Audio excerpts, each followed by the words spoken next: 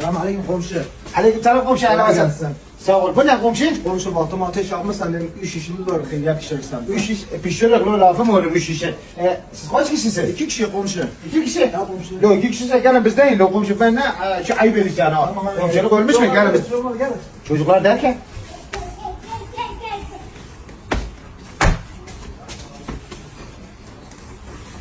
Komşu. Komşu. Komşu. Komşu iki kişi dizdi. İki kişi siz de dizdi. Komşu bu ne? Biz 2 kişi büyük olan var 2 kişi ama. Büyük olarak Ya komşu.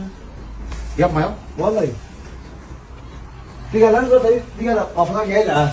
Yani 3 kişi öbür yandan geleyim. komşu hepiniz bu üç iş mi yiyeceksiniz? Biz tasarrufı sevmiyor komşu ya. Tasarrufu sevmişsiniz.